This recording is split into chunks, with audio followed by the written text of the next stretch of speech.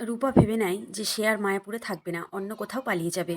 এই বলে রূপা হাতছানি দিয়ে একটি অটোকে থামায়। অটোটি রূপার কাছে এসে দাঁড়ালে রূপা অটোই উঠছে না দেখে অটোওয়ালা ভীষণ রেগে যায় আর বলে, যখন যাবেনই না তখন থামালেন কেন, ফালতু যত সব। এই বলে অটোওয়ালা চলে যায়। রূপা মনে মনে চিন্তা করে, এ আমি কি করছিলাম? আমি আশ্রমের বাচ্চাগুলোকে এভাবে জলে ফেলে চলে যেতে পারি না। আমাকে এক্ষুনি আশ্রমে ফিরে যেতে হবে। এদিকে আশ্রমে বাড়িওয়ালা লোক গুন্ডা পাঠায়। দুইজন লোক এসে আশ্রমের জিনিসপত্র ভাঙচুর করছে। বাচ্চারা এটা দেখে কান্না করে চলেছে ভয় পেয়ে। বষ্টমী মাও তাদেরকে ঠেকাতে পারছে না। ঠিক তখন রূপা এসে হাজির হয়। বাচ্চাগুলো রূপার দিকে ফ্যাল করে তাকিয়ে বলছে, রায় দিদি, দেখো না, এরা আমাদেরকে এখান থেকে চলে যেতে বলছে। আমরা কোথাও যাবো না রায় দিদি, তুমি একটা ব্যবস্থা করো। বষ্টমী মাও কান্না করতে করতে রায়কে বলে, রায়, কিছু একটা ব্যবস্থা কর। লোক দুটো বলছে যে, ওই দেখো এসে গেল, গোটা পৃথিবীর মা চলে এসেছে এখন। রায় বলে, বন্ধ করো তোমরা এসব। আমি যখন কথা দিয়েছি তোমাদেরকে টাকা দিয়ে দেবো, তখন দিয়ে দেবো। লোক দুটি ঠাট্টার ছলে বলে, কত টাকা দিবে তুমি? 10 লক্ষ টাকা বাকি হয়েছে সুদে আসলে। অত টাকা দিতে পারবে? পারবে না তো? তাই ঘটিবাটি গুছিয়ে এখান থেকে এক্ষুনি চলে যাও। তখন সেখানে দীপা চলে আসে আর বলে, টাকা আমি দেব। মাকে দেখে রূপা অবাক হয়ে যায়। রূপা বলে, লাগবে না তোমার টাকা। দীপা বলে, আমি জানি তুই আমার রূপা। কেন করছিস তুই মা আমার সাথে এরকম? আমি তোকে কোথায় না কোথায় খুঁজেছি, আর আমি এসে যখন তোকে খুঁজে পেয়েছি তখন আমি তোকে নিয়েই ফিরবো। রূপা রাজি হয় যে হ্যাঁ, আমি তোমার রূপা। তাই বলে তুমি টাকা দিয়ে তোমার মেয়েকে কিনবে? এটা কখনো সম্ভব না। রূপার মুখে এমন কথা শুনে দীপা কষ্ট পায়, বলে, এতগুলো মানুষের সামনে মাকে ছোট করলি তো? এত বছর তুই আমাদের কাছে ছিলি না রূপা। তুই চলে আসার পর আমাদের সংসারটা এলোমেলো হয়ে গিয়েছিল। আমি আবারও যখন তোকে খুঁজে পেয়েছি তখন আমি তোকে নিয়েই ফিরবো, সেটা যে কিছুর বিনিময়ে হলেও। আর আমি আমার মেয়েকে নিতে এসেছি, এটা অন্যায়ের কিসের? রূপা রাজি হয়ে যায় মায়ের সাথে ফিরতে পারি। তারপর দীপা একটি চেক লিখে আশ্রমের ওই কাকুটির হাতে দিয়ে বলে, আপনি 10 লক্ষ টাকা এদেরকে দিবেন একটি শর্তে। ওদেরকে কাগজে কলমে লিখিত করতে হবে যে আর কোনোদিন ওরা এসে এমন ভাঙচুর করতে পারবে না, বাচ্চাদেরকে বের করে দিতে পারবে না। ছেলে দুটি রাজি হয়ে যায়। ততক্ষণে সেখানে পুলিশ চলে আসে। পুলিশকে দেখে রায় ভয় পেয়ে যায় আর সেখান থেকে পালিয়ে যায়। কৃষ্ণ বলে, স্যার, আমি আপনাদেরকে খবর দিয়েছিলাম এই লোক দুটো আশ্রমের বাচ্চাদের বের করে দিচ্ছিল। তাই আমি ভেবেছিলাম আপনাদের খবর দিলে ভালো হবে। পুলিশ এসে সেই গুন্ডা লোক দুটোকে থানায় নিয়ে যায়। এদিকে রায়ের পিছনে দৌড়তে দৌড়তে দীপাও চলে আসে। একটা পর্যায়ে রায়কে ধরে ফেলে। বলে, রূপা, তুই কেন এভাবে পালিয়ে পালিয়ে বেড়াচ্ছিস? তুই তো আমার সব থেকে সাহসী মেয়ে ছিলি। তাহলে তুই এমন হয়ে গেলি কেন মা? রূপা বলে, পুলিশের ভয়ে।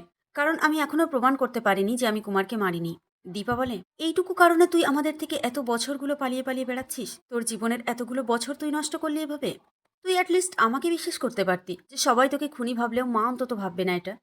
রূপা বলে, মা, আমি শিবরাত্রির দিনে বাড়িতে ফিরে গেছিলাম। সেদিন আমি তোমার মুখে শুনেছিলাম যে তুমি আমাকে পুলিশের হাতে তুলে দেবে। মা, এটা আমি অন্য কারোর মুখ থেকে শুনলে আমি হয়তো কিছু মনে করতাম না, কিন্তু এটা আমি তোমার মুখ থেকে শুনেছিলাম। রূপা তখন পুরো বিষয়টা খুলে বলে রূপাকে যে আমি পুলিশকে বারবার বলছিলাম রূপা খুন করতে পারে না, তারা যখন মানছিল না তাই আমি এমনটা বলেছিলাম। আমার তো বিশ্বাস ছিল যে আমার রূপা এমনটা করতেই পারে না। মায়ের মুখে এমন কথা শুনে রায়ের চোখে জল চলে আসে। দীপা বলে, মা, তুই যে কুমারকে খুন করিসনি এটা প্রমাণও হয়ে গেছিল। কুমারের গায়ে যে গুলিটা লেগেছিল আর যে বন্দুকে তোর হাতের ছাপ পাওয়া গেছে সেই গুলিটা ওই বন্দুক থেকে বের হয়নি। রূপার তখন মনে পড়ে যায় মিশকার কথা। দীপার পিছনে পিছনে সেখানে আশ্রমের বাচ্চাগুলো আর বষ্টমী মাও চলে আসে। রূপা মায়ের সাথে যেতে রাজি হয়ে গেছে দেখে বাচ্চাগুলো কান্না করছে আর বলছে, রায় দিদি, তুমি আমাদেরকে ছেড়ে চলে যাবে? আমরা আর কখনো তোমাদেরকে দেখতে পাবো না। রূপা বলে, না রে, আমি আবার আসবো তোদের দেখতে। আর যাওয়ার আগে আমি সবকিছু ঠিক করে দিয়ে যাব। কেউ এসে আর আশ্রমের কোনো ক্ষতি করতে পারবে না, আর তোদেরকে চলে যেতেও বলতে পারবে না। রূপা গিয়ে মাকে জড়িয়ে ধরে। তারপর দীপা রূপার হাতটা শক্ত করে ধরে বলে, এই হাতটি আমি আর জীবনে ছাড়তে চাই না। তুই জানিস না রূপা,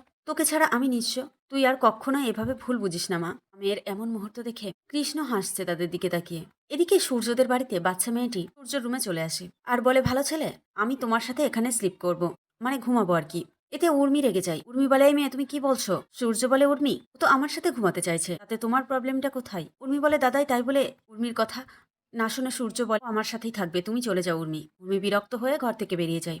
বাচ্চা মেয়েটি সোনাকে বলে, আচ্ছা তুমি আমাকে ঘুম পাড়িয়ে দাও তো, গান গেয়ে গেয়ে। সোনাও তাই করে, গান গেয়ে গেয়ে বাচ্চা মেয়েটিকে ঘুম পাড়িয়ে দেয়। তারপর সোনা চলে যায়। এদিকে দীপা রূপাকে নিয়ে বেরিয়ে পড়ে বাড়ির উদ্দেশ্যে। সাথে কৃষ্ণও রয়েছে। বাচ্চা মেয়েটি সকালবেলা ঘুম থেকে উঠে এদিকে ওদিকে দেখছে ঘরের ভিতরের। তারপর একটি ফটো অ্যালবাম দেখতে পাই। সেখানে দীপাকে দেখে বলে, ভালো আন্টি, কি সুন্দর তোমাদের ফ্যামিলি। আমাদের দুটো মেয়েকে তোমরা কত আদর করো, ভালোবাসো, কিন্তু দেখো আমার বাবা আমাকে একটু আদর করে না। ততক্ষণে সূর্য ঘুমোচ্ছে। সূর্য এখনো ঘুম থেকে ওঠেনি। এদিকে দীপা ফোন করে সোনাকে। সোনাকে জানিয়ে দেয় যে রূপাকে খুঁজে পেয়েছে সে। সোনা ভীষণ খুশি হয়। সূর্যকে গিয়ে বলে, বাবা, একটি ভালো খবর, মা পাতা মেয়েকে খুঁজে পেয়েছে। এটা শুনে তো রত্নাদেবীর মাথায় হাত। প্রবীর সেনগুপ্তও চলে আসে সেখানে। সবাই খুব খুশি, কিন্তু উর্মি আর উর্মির মা রত্নাদেবী তারা এটা কিছুতেই মেনে নিতে পারছে না। কাকিয়াও চোখ ডলতে ডলতে সকালে উঠে রূপা আসার খবরটি শুনে চমকে যায়। সেও ভীষণ খুশি। প্রবীর বলে, এই সবকিছু সম্ভব দীপার জন্য। একমাত্র আমার বড় বৌমাই এই সংসারের সবকিছু ভালো করতে পারে। ততক্ষণে দীপা আর রূপা চলে আসে। রূপাকে দেখে সূর্যর রূপার সেই ছোটবেলার কথা মনে পড়ে যায়, যে সে কিভাবে তাকে জড়িয়ে ধরতো বাবা বলে।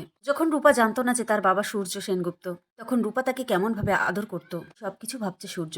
রূপা আস্তে আস্তে সূর্যর কাছে চলে আসে আর বলে, বাবা তোমার এমন অবস্থা কি করে হলো? এই বলে সূর্যকে জড়িয়ে ধরে কান্না করছে। আর সূর্য দীর্ঘদিন পর তার মেয়েকে ফিরে পেয়ে অঝরে কান্না করছে। আজকের পর্ব এখানেই শেষ হয়ে যায়।